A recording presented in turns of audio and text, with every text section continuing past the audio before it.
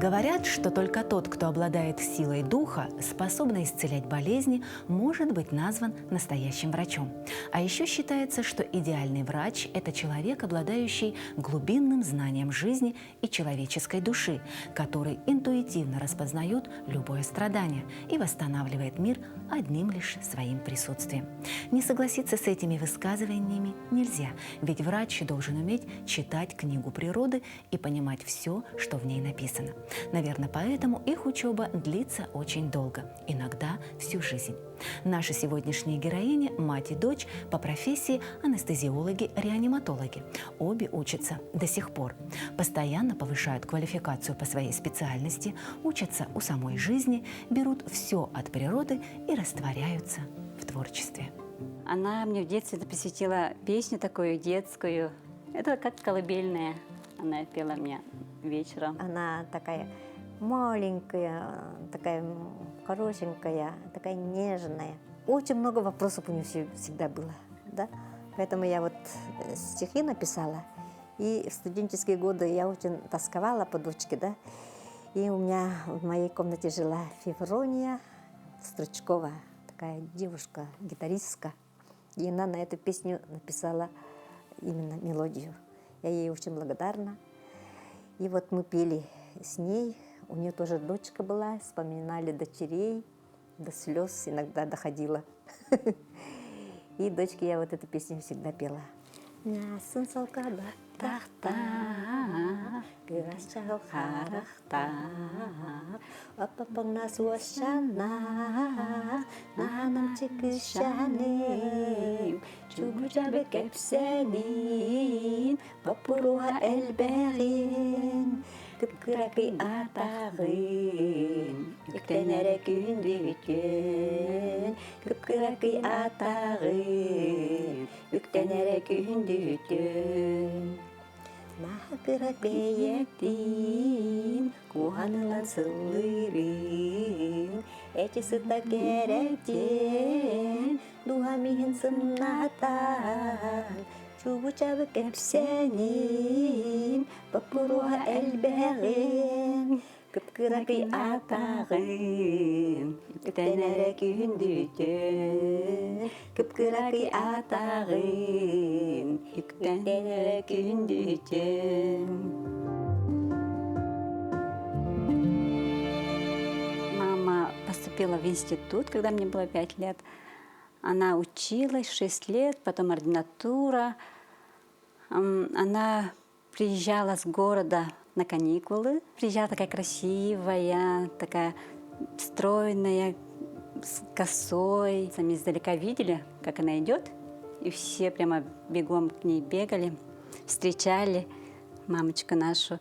Привозила очень много игрушек, книжек, кукол всяких разных, сладости. Меня так ждали. Тоже она занималась с нами постоянно. Мы всегда занимались йогой, спортом, бегали по лесу, по горам, бегали.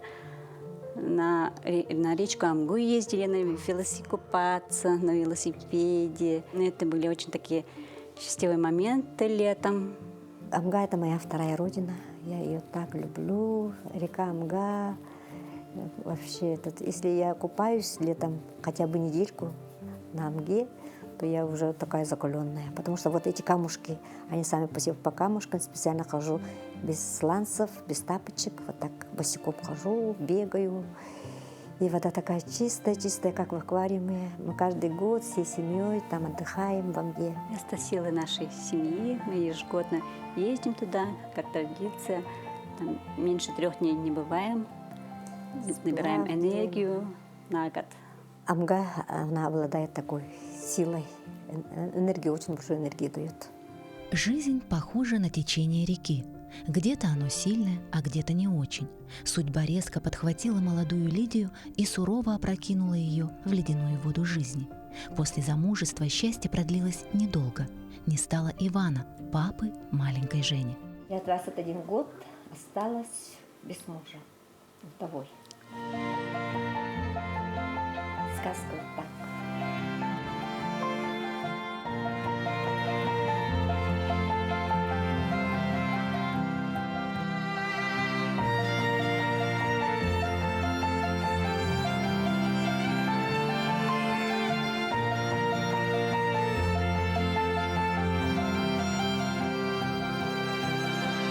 потом я, когда заканчивала университет, 30 лет, я вышла замуж. Женечка у меня с первого курса все время, когда я приезжала, что просила? Конечно, каждый год я просила папу, и вот в конце учебы 6 курса мне было 12 лет, и пришел папа, он такой хороший, надежный, добрый, отзывчивый, он наш тыл, наша опора, своими советами, делами, все показывает, рассказывает. Родились сестры такие прекрасные, сестры. Ну, семья воссоединилась. Мама работала в АМГе врачом долго. Работала 3 года в АМГе, да, потом поступила в ординатуру в 95 году. И ординатуру я проходила со специализацией по анестезиологии и реаниматологии. Ну, а так была педиатрия, как педиатрия, да. И когда заканчивала, мне сказали, как-то страшно было, вот, интубировали маленьких детишек, наркозы давали, в общем, рентген-операции были, иногда по 3 часа стояли, да. И как-то мне страшно было после этого. После ординатуры мне как-то расхотелось быть реаниматологом. И мне предложили в медцентре, детском медцентре, да, в приемном отделении работать. Пришла в Министерство здравоохранения, там сидела в отделе кадров начальником Лубнина Анна Ивановна. И она сказала, у вас специализация анестезиолога-реаниматология, вы будете только анестезиологом-реаниматологом. Иначе я вам все пути прикрою. Так прямо. Ну, иногда надо человека так разговаривать с человеком, да, когда вот государственные деньги все-таки на вас шли 2 года ординатуры, на вас надеялись, поэтому вы анестезиолог-реаниматолог. Поэтому мы вас передаем в городское здравоохранение. Меня передали туда. Я пошла работать в детскую городскую клиническую инфекционную больницу, отделение реанимации интенсивной терапии. Там в основном поступали дети с инфекционными патологиями, кишечные инфекции, вирусные, бактериальные инфекции, менингиты, менингоэнцефалиты. В общем, чего только не поступает, да, врожденные пороки сердца. Ну, там очень много детей, ну, со всеми патологиями. Когда признаки ОРВИ, катаральные явления, даже дети с лейкозами, все туда поступает. Очень в год через эту больницу проходит 7500 детей. Посмотрела вот это журнал летальности, там было в год 7 детей, там 10 детей, там 19 детей умирает, оказывается. Да? Первый год был очень большой страх. Люди рожают детишек самых таких любимых, маленьких, да? А вдруг его не будет, да, это ваш ужас какой. Я сразу пошла вот к главному врачу и сказала, мне надо еще дополнительная учеба. Я как-то боюсь, сказала. Она такая, понимаешь, женщина. Тогда я тебя в Москву отправляю, и на инфекционной патологии. Я же, тогда у меня не было сертификата инфекциониста. Пошла в Тушинской больнице. Ну, там увидела, что такое инфекционное, вот все очень хорошо, там все профессора, там доктора, нам очень хорошо все это учат, да, все по алгоритму. Пришла более-менее такая напичканная знаниями, но все равно страх у меня не ушел, да. Выход из тупика где-то должен быть. Но аппаратура у нас, конечно, лихие 90-е были, нехорошие, шприцов ничего не хватало, лекарств не хватало. Ага. Выход из тупика где-то что-то должно быть, чтобы только летальность снизилась. У меня вот такая вот цель, задачи были. Ага.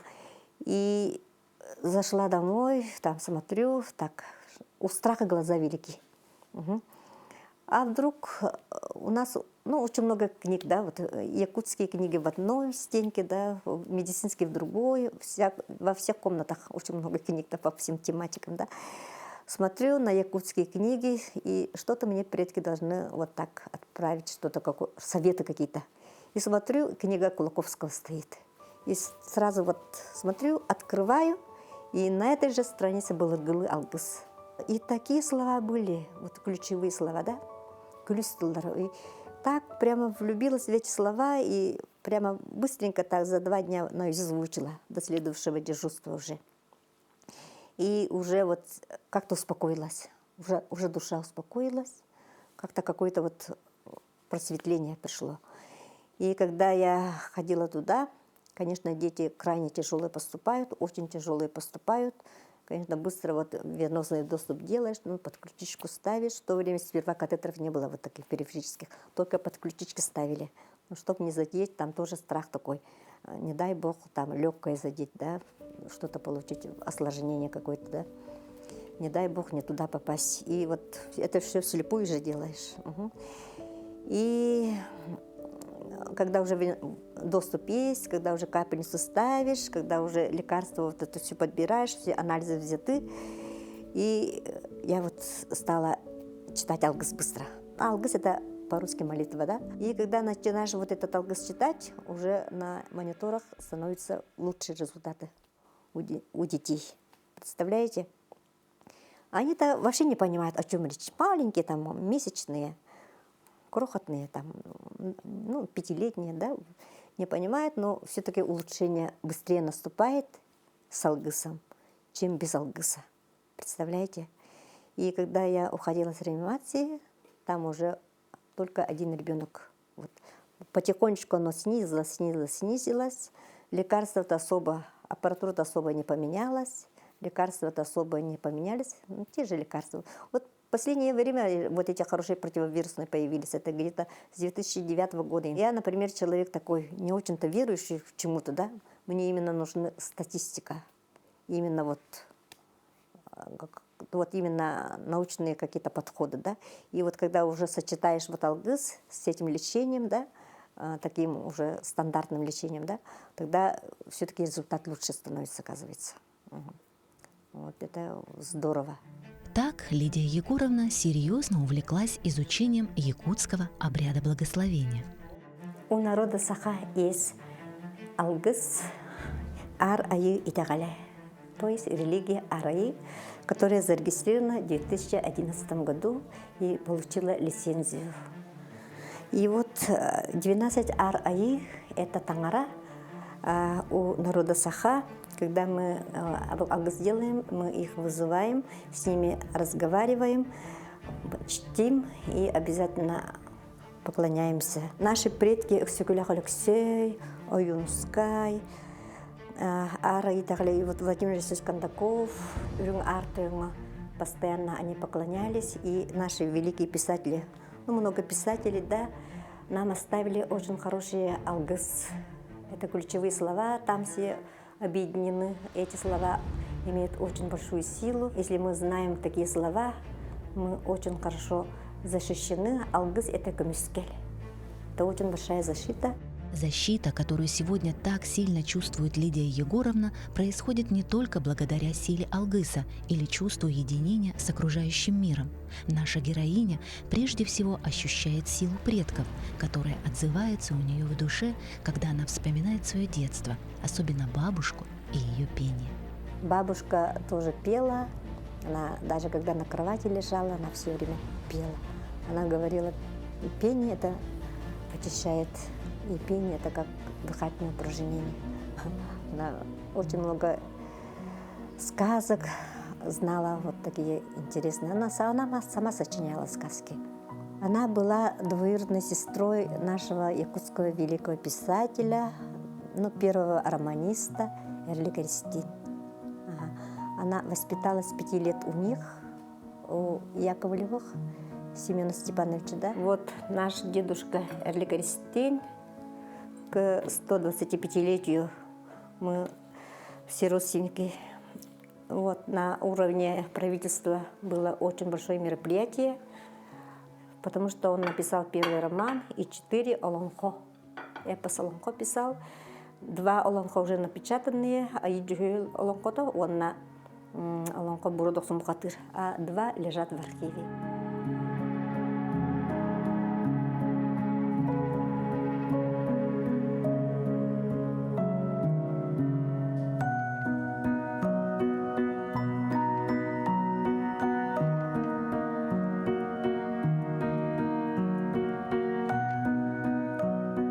Их семью, именно они были красными, да, и белые, там гражданская война шла, и поэтому очень многих Чурапчинская колотушка была такая очень большая трагедия, да. И их семью, и его первого мужа, и вот этот мать Кристина, там очень многих, да, вообще с Чакыра взяли и в Чурапчу пешком, и там они сами себе копали вот эту яму, заставляли яму копать, да, их колотушками колотили и живьем туда вот. И несколько дней они еще там лежали, вообще страшная была вот мольба оттуда шла. Вообще страшная трагедия была, да? На въезде в улусный центр Чурапчинского района на небольшом холме высится старый памятник жертвам так называемой Чурапчинской колотушки 1922 года. В братской могиле похоронены 17 мирных жителей, которых до смерти заколотили дубинками белобандиты. Здесь покоится мама известного якутского поэта и прозаика Семена Яковлева, Эрелика Эристина. Двоюродной сестре Семена удалось избежать гибели, но ее взяли в плен. Ее били, избивали, заставляли вот этот очень много стряпать, там, мыть, стирать, вот это все. А у нее на руках был 9-месячный ребенок от первого мужа. И вот этот 9-месячный ребенок в эти дни, они там месяц что ли жили, 9-месячный ребенок умер от пневмонии. От верной смерти бабушку Лидии Егоровны, тогда еще совсем молодую женщину, спас проезжающий мимо русский парень. Ночью он выкрал девушку из амбара, и они растворились в ночном тумане. Они в Чакыре прожили. Дедушка был кузнец. Очень боялись дедушки, потому что синие глаза были, огненные волосы были. И кузнецом был, и все время огонь шел прямо от его домика маленького. И все думали, они же русского-то не видели. И все очень боялись его. Бабушка так рассказывала. Маленькая Лида слушала рассказы бабушки увлеченно и даже с большим упоением, впитывая как губка все ее жизненные наказы и заветы. Вот это все плохое надо избавляться. С плохим не надо жить, она всегда так учила. Надо только о будущем думать, что было, то было. И всегда она в детстве мне говорила тоже, ты никогда слезы людям не показывай. Никогда не покажи свою слабость. Слабых никто не любит. Вот так вот говорила. Я старалась быть сильной. Но иногда бывает так, слабинку даю. Быть сильной научила Лидию Егоровну сама жизнь, ведь росла девчушка без мамы, судьба которой распорядилась таким образом, что она рано умерла от несчастного случая. У меня мамы не было с 3 лет. И с 3 лет я все время с папой и с бабушкой. Папе нас было в семье 6 детей, но папа у нас очень замечательный человек. Он нас воспитал достойными людьми, всем дал образование, все семейные, строгого воспитания, конечно, строго воспитала. Но зато бабушка была такая, все дозволено было. Если даже я когда плакала, она мне деньги давала.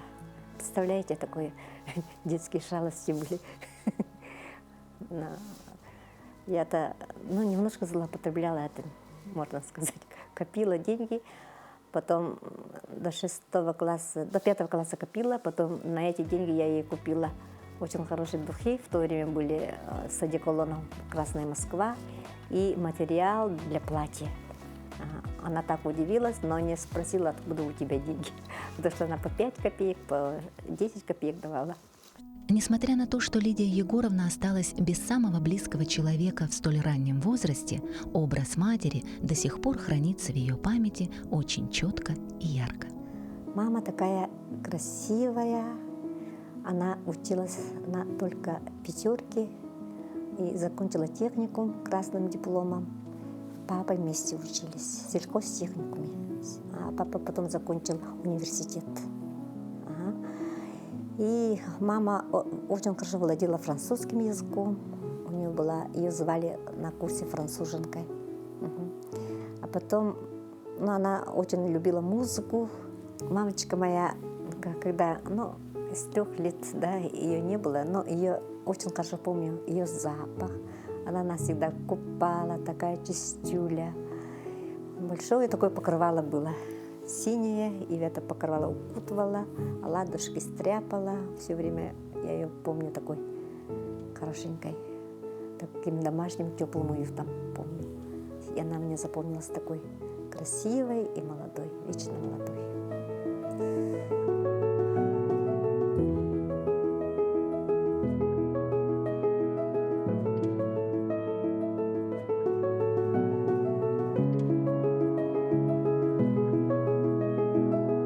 Она такая рукодельница была, очень много вышивок в рамках я храню. И у сестры, у брата ее вышивки тоже хранятся. Но наш дом было все кружевное, вот этот тюли, покрывало, это все она своими руками. У нас все вышитые платья были, вышивками, она сама шила, бабушка тоже очень хорошо шила. В общем, как куклы одевались. И мама была тоже такая женщина. Вообще тут про нее тоже можно очень много рассказать. Такая боевая, все время скакала на лошади, очень быстро доила корову, хлеб, это все смотрела. И большие такие салфеточки были, тарелочки, она такие большие блинчики все время стряпала. И мы так все, так, как аристократы, кушали. Она такая требовательная женщина была. Если мама была очень требовательной, то папа была такой одуванчиком. И детство у меня было очень счастливое, несмотря на то, что матери не было, да, вот бабушки заменяли, мать и папа тоже. Все вообще так, можно даже сказать, избалованная была судьбой в детстве. А у моей бабушки было 12, таких родных сестер и братьев. 9 девочек было и 3 мальчика было. А раньше говорили, да, из семьи там 10 рожают, 2 остаются, да. Бабушка все время говорила, что их семейный секрет – это юрето и некоторые травы якутские. Они все время травами, вот чай пили, травянистый чай пили, и все время летом бутугас. Это значит юрето, это полынь обыкновенный, собирают, именно вот где-то с 10 июня собирают по 10 июля, да, и в темном месте ее сушат, хранят, потом используют.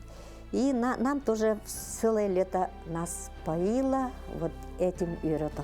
Вот эти листья, один горсть берешь в стакан воды, и с момента закипания воды 5 минут кипятишь, и потом вот это сортом, 1 к 1 сортом разбавляешь и пьешь. Очень хорошо. Оказывается, очень хорошо иммунитет поднимает. В детстве вообще мы не болели в том плане, да. Я так, ребенок, психология ребенка вообще какая-то интересная, да. Я так завидовала, когда вот дети, болеющим детям, вообще, да. Интересно вообще, да. И вот специально выходила на улицу и по 20 минут лежала на снегу, чтобы болеть. И не болела, потому что, оказывается, вот это иммунитет очень такой крепкий становится.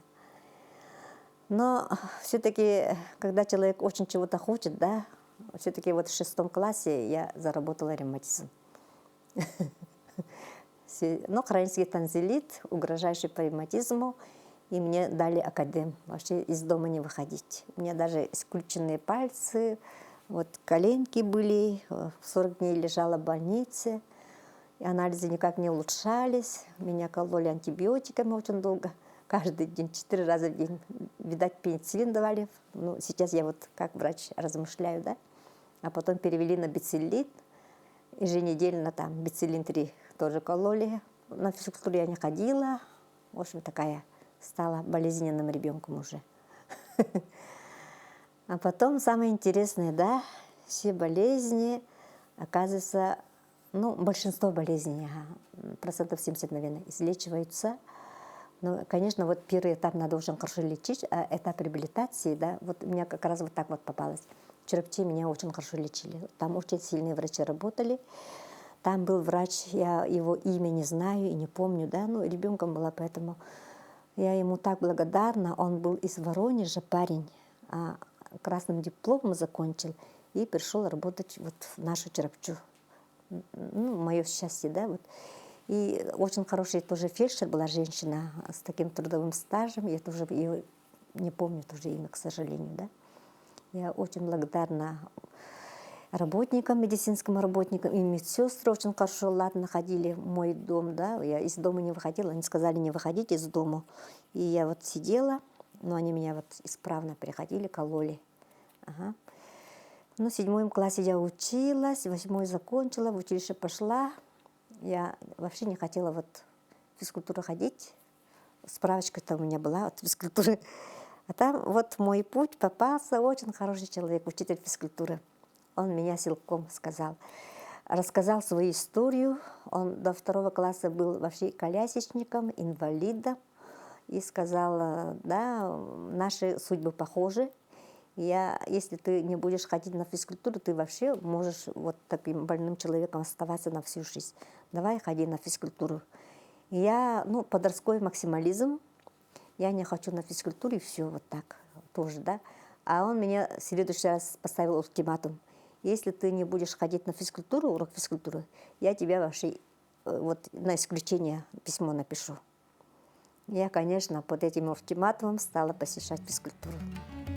У них физзала не было в Алдане, в городе Алдане. Волей-неволей мы каждый день катались на лыжах. Оказывается, вот сейчас, когда врачом вот стала, да, лыжный спорт для реабилитации – это спорт номер 1. Ага. И вот так быстро у меня улучшились анализы, когда я стала ходить на лыжах. Пошла к врачам, они мне уже сказали, вообще анализы хорошие. Первый раз, когда я пошла за справкой, они анализы сдавали, слой высокий, вот это все, прямо дали справку от физкультуры. А потом, когда уже ходила, полгода в физкультуру, пошла за справочкой, еще с какой-то надеждой, да, чтобы мне ходить в физкультуру. И они мне не дали, анализы все хорошие. И с тех пор я все равно ходила на физкультуру.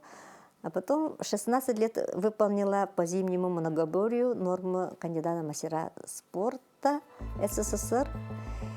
На мастера спорта 1 очко не хватило, сказали. И как-то уже, когда уже результаты пошли, я влюбилась в лыжный спорт. Так благодарна Мамаеву Анатолию Дмитриевичу, моему учителю физкультуры. У него такие синие-синие глаза были, такие добрые глаза. И вообще все наши, вот сейчас училище, у нас есть однокурсники, группа, да, всегда вот его вспоминаем. Все девушки очень благодарны, когда учитель, хороший учитель попадается, у всех что-то хромало, и вот он нас всех излечил своей добротой, своей порядочностью, своим отношением, человечностью и требовательностью, строгостью именно. Там все ГТО сдавали 100%. Многократная чемпионка. До сегодняшнего дня она бегает. Любовь к лыжному спорту все-таки привил нам отец, оказывается. Папа купил, когда мне было 5 лет, лыжи, но, видать, то ли денег не хватило, у меня палок не было. И мы жили на горе, постоянно вот спускались с горы. И так мне нравилось спускаться с горы, даже трамплины там из ящика делали. И без палок спускались, и, чтобы дальше спускаться, надо подниматься. Поэтому поднималась, спускалась, это целый день вот так вот катались на лыжах. Поэтому, оказывается, вот когда в Алдан пошла, на первом же соревновании в училище я заняла 1 место. Вот детская закалка, оказывается. И поэтому я думала, что чем раньше, вот сейчас вот в литературе тоже пишут, да, ребенок как только начинает ходить, то надо на коньки ставить или на лыжах ставить, потому что это стабилоплатформа очень хорошо раскрывает мозжечок. Стабилоплатформа самая хорошая, да? Поэтому я вот, когда была вот на 2 курсе вот в Иркутске, на универсиаде мы участвовали на 2 курсе именно ЕГУ. Вот студенты, такая универсиада была Сибири, Дальнего Востока, Урала и Казахстана, вот так называлась, да. И мне почему-то повезло по жизни в учителях. Наши учителя мне везло. Очень хорошие учителя были. И в университете Дмитрий Николаевич Платонов. Он потом работал 20 лет ректором СВФУ, именно физкультурного института. Мгм. Он 6 лет занималась у него, и каждый год он возил нас на универсиаду. И там хорошие места занимали. И именно вот, когда в втором курсе училась в Иркутске, зашла в магазин, а там были такие маленькие хорошие пластиковые лыжи. Это мои первые лыжи были. Я купила вот дочке, еще племяннице 2 лыжи. И они тоже катались целый день с горки. Чем раньше приучаешь вот к спорту, да, тем быстрее, ну, тем лучше результат оказывается.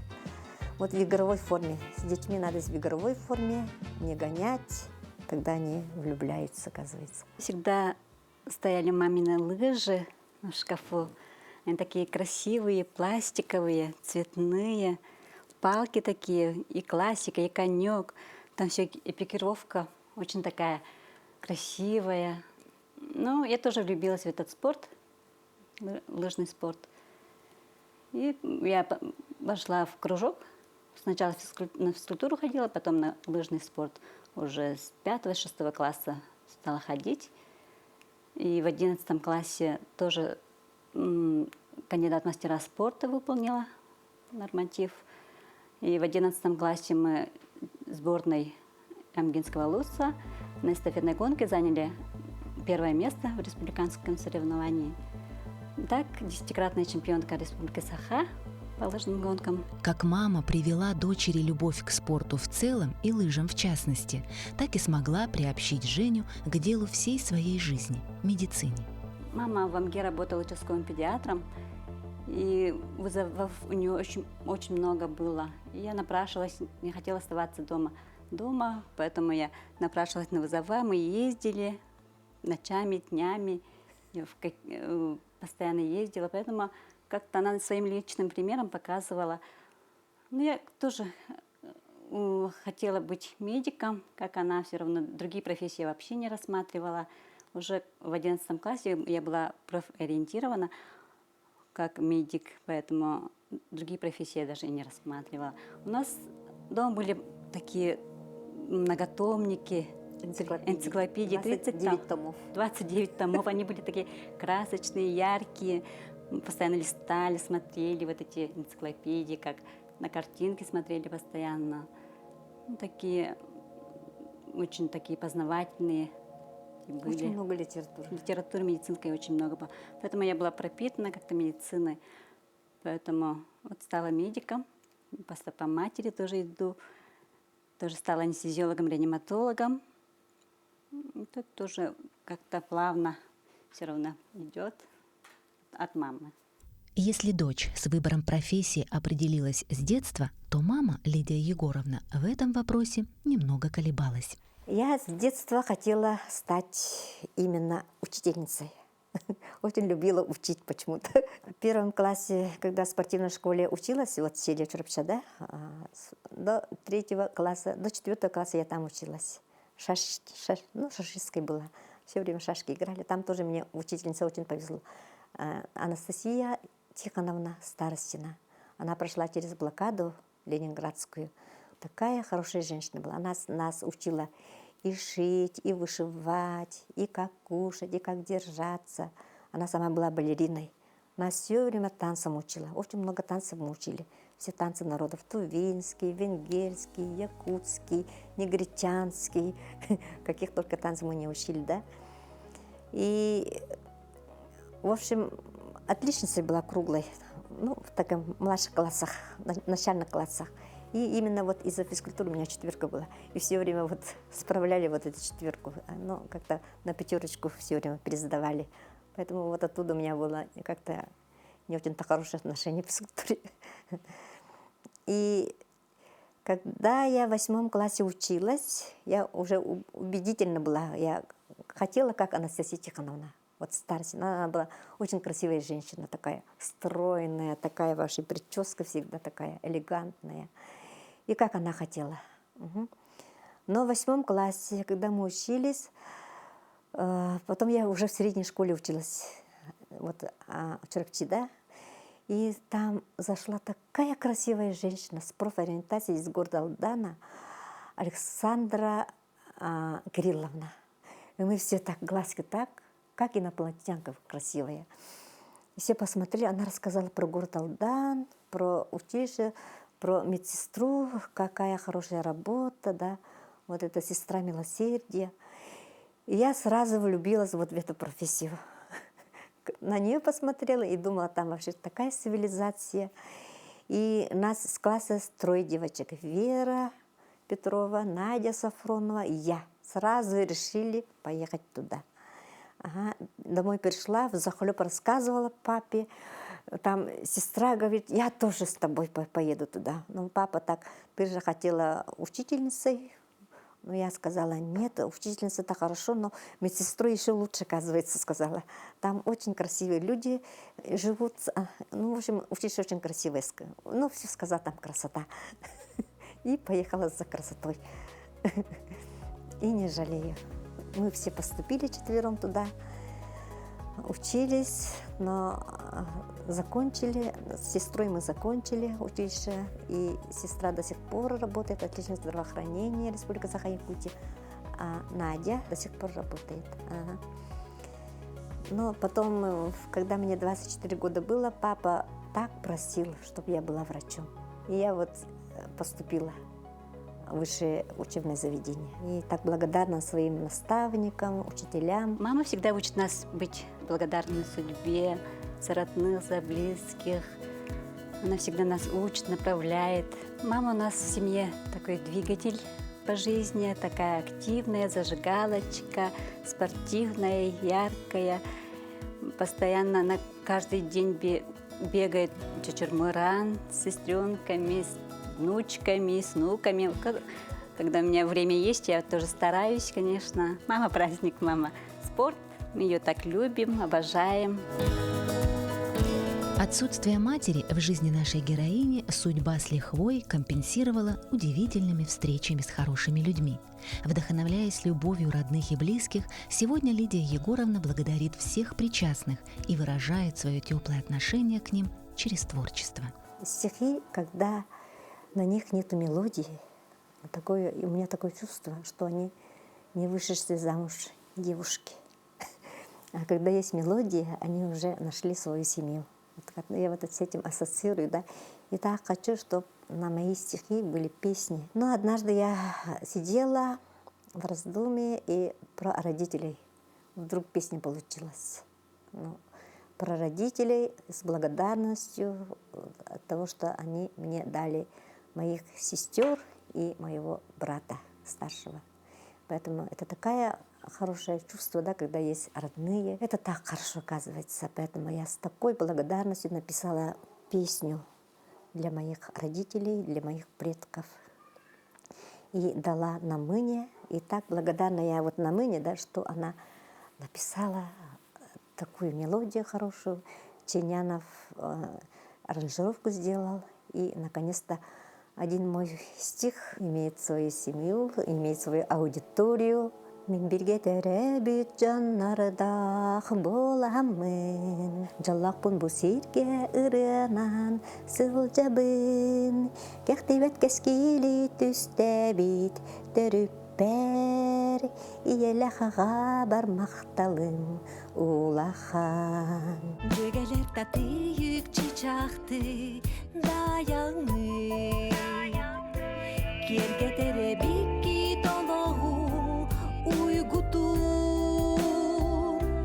бар жонум эхиги бар болан бу сирге, жолокпун мен бүгүн макталым улахан, бар жонум эхиги бар болан бу сирге, жолокпун мен бүгүн макталым Древнегреческий философ Платон говорил, что лекарства лишь подавляют течение болезни, а чтобы ее излечить окончательно и избавиться от страданий навсегда, нужно менять не только образ жизни, но и само мышление. Так сделала и наша героиня, утонченная и близкая к природе Лидия Аргунова поменяла себя, взгляды на жизнь, следуя советам бабушки, стойко принимала все удары судьбы. Живя без мамы, ей очень ее не хватало. Но она знала, мама всегда рядом, ведь она ее ангел-хранитель. Ну а если вы не верите в ангелов, просто посмотрите в глаза своей мамы.